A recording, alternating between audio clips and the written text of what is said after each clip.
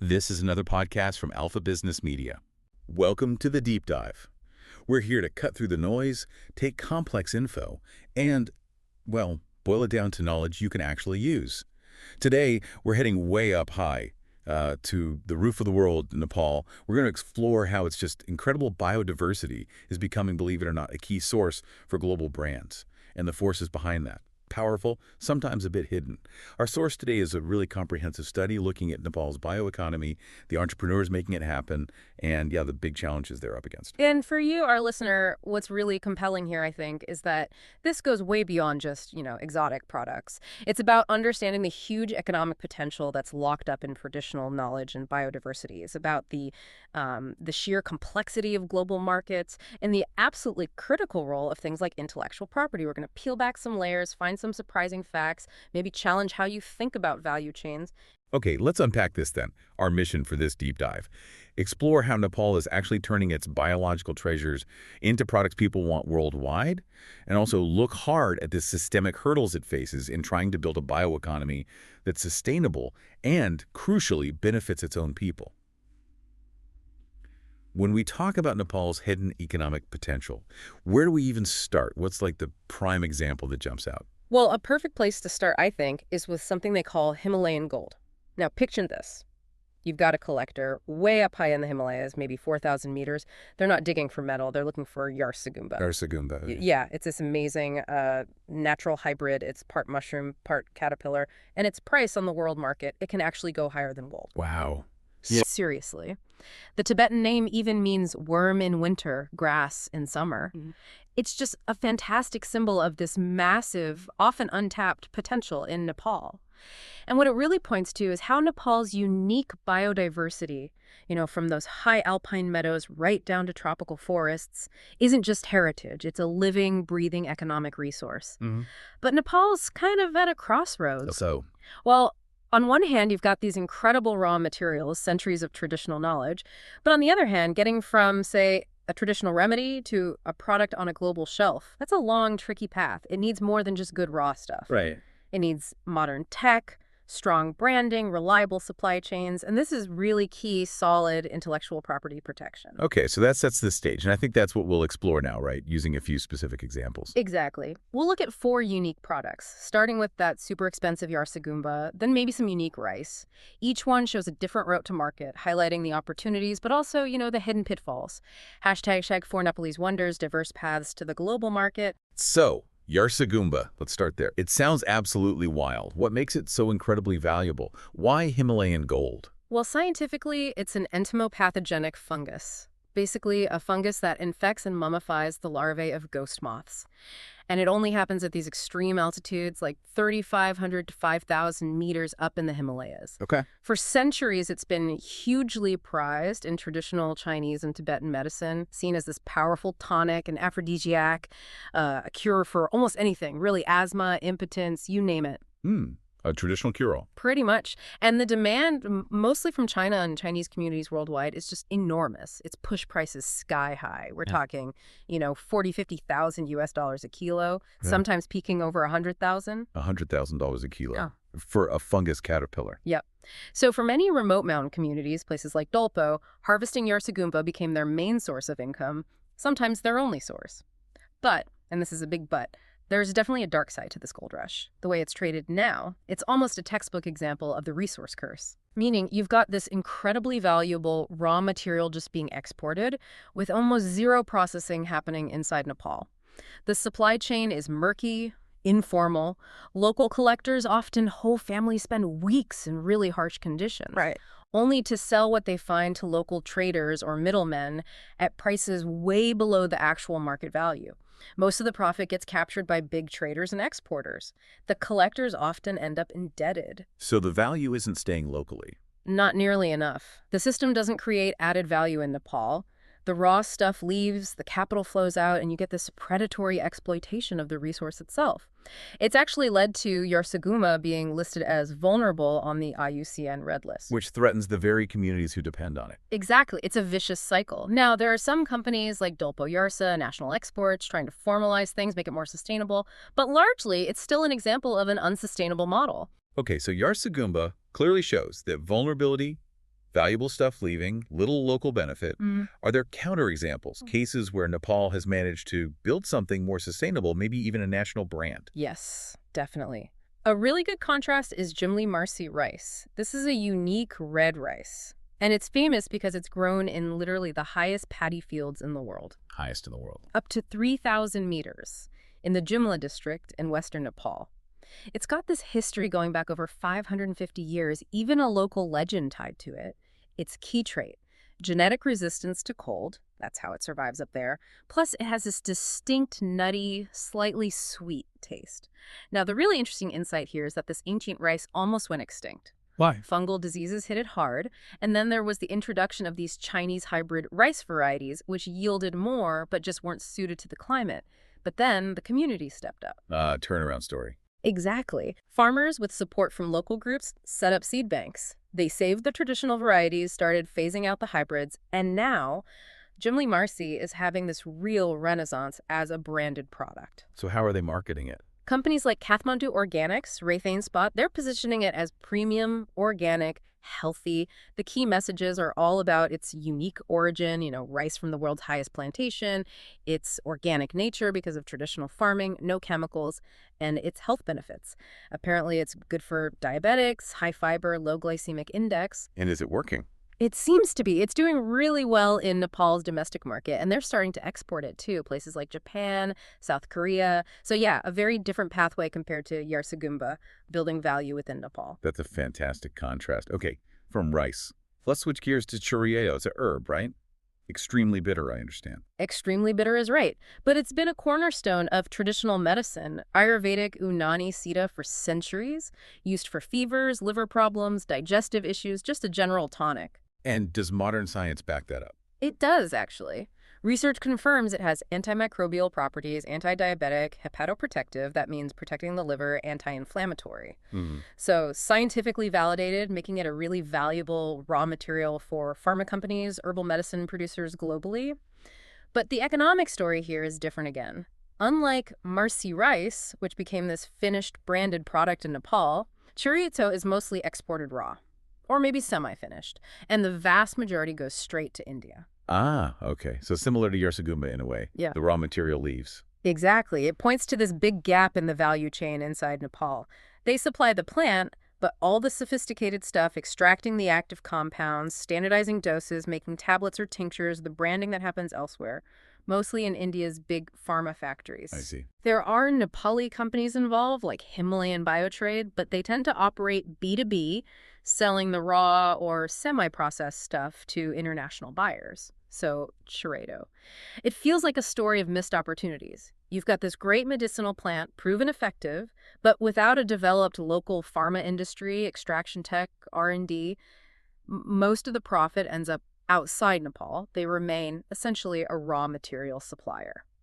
So if Nepal is missing out on that value add with chorizo, what's really stopping them from, moving up the chain? Is it purely technology or is it more complicated? It's definitely more complicated. It's a mix of things. Technology, yes, but also investment, market access hurdles, the whole regulatory picture, which we should probably circle back to later when we talk about the bigger challenges. Okay, good point. Let's look at our fourth example then. Tamara pepper, another unique Himalayan product. Not actually a pepper, right?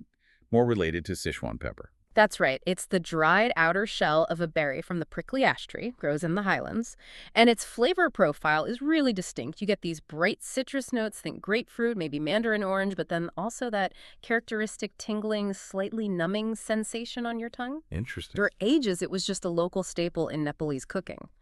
Then, in 2018, things changed dramatically.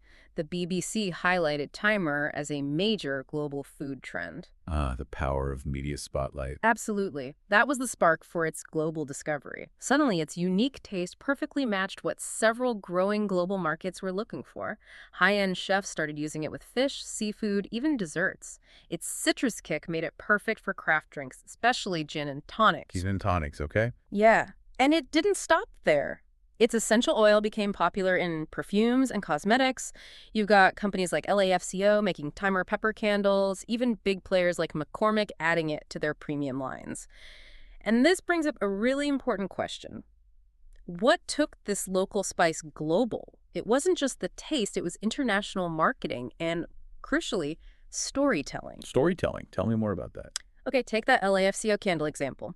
They weren't just selling wax and fragrance. They were selling a story about ethical harvesting by women in the Himalayas, about supporting local communities, funding water tanks, literacy programs. Right, the intangible value. Exactly. That story becomes part of the product, and it lets them charge a premium price. It's a massive lesson for Nepali producers, I think. The value isn't just in the physical thing, it's in the narrative you wrap around it. That is a powerful point. So we've seen the resource curse risk with Yarsagumba, the community-led branding of Marsi rice, the value chain gap with Chiraido. Yeah. But Timor Pepper's success through branding and story feels like a potential blueprint. Who's actually driving this shift inside Nepal? Who's creating these value-added products and telling these stories? Hashtag new entrepreneurs building the Made in Nepal brand. That's really the most exciting part of this story right now. It's being driven by local entrepreneurs. They're making this conscious shift away from just exporting raw stuff, like we saw with Chiraido or Yarsagumba, towards creating finished consumer goods, goods with high added value. Okay. And this new wave of innovators, they're actively trying to change the perception of made in Nepal, moving it away from just cheap labor towards, uniqueness, quality, authenticity. You see it really clearly in natural cosmetics and organic foods. Yeah, tapping into that global trend for clean, ethical beauty, right? Nepal's seen this cluster of new beauty brands emerge, and they build their whole identity around local biodiversity and traditional knowledge. Ayurveda Botanicals is a great example. Ayurveda Botanicals. Yeah, their whole philosophy is connecting plants and people through science and natural stories. They combine potent Himalayan herbs, traditional know-how, green tech, and their business model is all about adding value in Nepal, sharing profits fairly, strengthening the whole ecosystem. That sounds really integrated. It is. And then you have others, like Diva Bay Natural. They focus on unique local ingredients like cherry butter. It comes from the fawara tree. They weave in the story of how the indigenous Chepang community traditionally used it, maybe as a natural sunscreen. But they also stress that while it's nature-inspired, they work with scientists from Nepal, Japan, Europe for development. So it's tradition plus science. Ethical sourcing, made in Nepal values, it's all part of the package. They're crafting a new narrative, competing on uniqueness, not just price. It really does sound like a movement. Is it happening in food, too, beyond just the Marsi rice example? Oh, absolutely. Companies like Raytheon Spot, they've really pioneered creating a proper market for a whole range of traditional organic Nepalese foods, not just rice, but legumes, spices like Timor again, another one called Jimu, dozens of local treasures. And how do they brand that? It's quite simple, but really effective. Lots of emphasis on purity, pure organic, locality, from farm to fork, made locally. Health, nourish your body with nature's best. And they often use both English and Nepali names, like Marsi rice. That connects locally, but also signals authenticity to international buyers. Right. The rise of these entrepreneurs is fundamentally important for Nepal's economy. They're the real agents of change here. They're actively working to keep that added value inside the country, value that used to just leak out to foreign processors or brands. Right. They're creating jobs, helping develop local communities, and building this entirely new export potential one that's more sustainable, higher margin, and based squarely on Nepal's unique intellectual and biological capital. These are genuinely inspiring examples. They really show the potential. But as always, especially in a place like Nepal, it can't all be smooth sailing. What are the big systemic roadblocks that could still derail this whole nascent innovation sector? Hashtag barriers to innovation, Nepal's unsolved challenges. Yeah, you're right. The hurdles are significant. First off, there are the physical barriers. I mean, Nepal is landlocked, mountainous. The infrastructure is still really underdeveloped. Roads, logistics. Exactly. Poor roads, lack of modern warehouses, especially the cold chains needed for anything perishable. All this dramatically increases transport costs and time. It just makes Nepalese goods less competitive globally right off the bat. Then there's the whole issue of certification. This is a big one. If you want to sell into demanding markets, say the EU or the US, your products need to meet really strict quality and safety standards. Sure. Standard procedure. Right. But Nepal doesn't have any internationally accredited labs. None. So exporters have to send samples abroad for testing. That's slow. It's expensive. And it eats into their already tight margins. Hugely. It makes products less competitive. And what happens? A lot of producers just give up on those high-value markets and export raw materials to India instead, where the requirements are often less stringent. Okay, so infrastructure, certification, what else? Well, you've got layers of political instability, bureaucracy, Frequent government changes make investors nervous. Regulations can be incredibly complex, sometimes confusing, like classifying certain medicinal herbs as forest products, which then requires a whole different set of permits. It just makes legitimate trade difficult and, unfortunately, can open the door to corruption. So adding all these challenges up, infrastructure, labs, bureaucracy, what does it really mean for the future of Nepal's bioeconomy? It sounds like there might be one challenge that looms even larger, almost existential, something about protecting knowledge, Yeah. biopiracy. That's exactly it. This is arguably the biggest, most fundamental threat. The core issue is this. Nepal has this incredible wealth of traditional knowledge about how to use its plants, its genetic resources, but it lacks an effective legal system to protect that knowledge. How so? Isn't that what patents and copyright are for? Well, standard IP tools like patents or copyrights, they're designed mostly for individual inventors or creators for specific novel inventions. They just don't work well for knowledge that's held collectively by a community, passed down orally over generations. Right. Traditional knowledge is different. Completely different. Now, there are international agreements, like the Convention on Biological Diversity, the Nagoya Protocol, that recognize the rights of communities over their traditional knowledge. But making those rights real requires strong national laws. And in Nepal, they haven't yet created what's called a sui generis system, basically, a unique, custom-built legal framework specifically designed for protecting traditional knowledge. And the current laws are inadequate. Woefully inadequate. Ew. The current copyright law actually excludes things like folk songs and proverbs from protection. It just shows how ill-equipped the existing system is for this kind of collective cultural heritage. And this legal vacuum, it leaves Nepal wide open to biopiracy. Biopiracy, Meaning the appropriation, the taking, and commercial exploitation of traditional knowledge or genetic resources without getting permission from or sharing benefits with the original holders, the local communities. And this isn't just a theoretical risk, it's happening.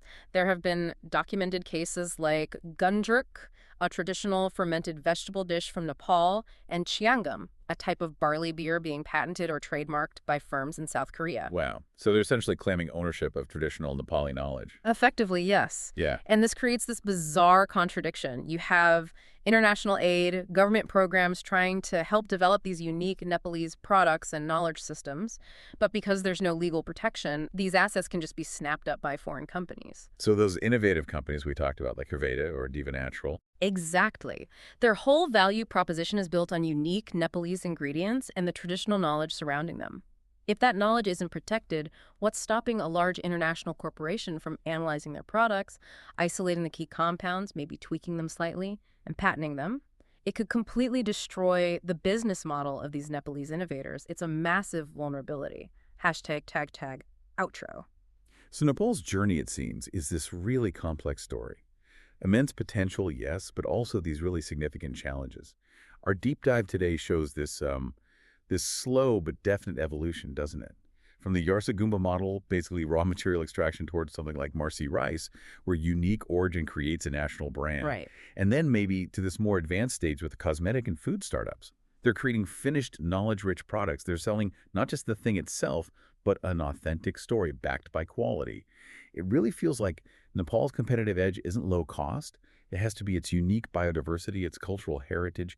That's what allows for these high-margin niche products in a crowded world market. Absolutely. And for that potential to really be unlocked, it feels like decisive, coordinated action is needed on maybe 3 key fronts. First, support for those entrepreneurs, really nurturing that startup ecosystem because they're the ones driving the innovation, keeping the value local. Yeah. Second, infrastructure. Investing in those critical missing pieces, the accredited labs, the modern supply chains, you just can't compete in premium global markets without them. Makes sense. And third, and this feels like the most urgent, the most fundamental, solving that intellectual property crisis, creating and actually implementing an effective sui generis system for traditional knowledge and genetic resources. This isn't just about fairness or abstract justice, it's a core economic necessity. Without it, that whole exciting bioinnovation sector in Nepal is frankly built on shaky ground. Nepal has to protect the source of its most valuable asset, which is intangible. It's the knowledge, the story. So thinking about this deep dive into Nepal's bioeconomy, what does it tell you about the global value of tradition, of knowledge, of storytelling itself, beyond just the physical item? And maybe how do we make sure that the people actually creating that value, wherever they are in the world, genuinely get to benefit from their own innovations in this globalized economy? Something to think about. That's all for this deep dive. Thank you for joining us.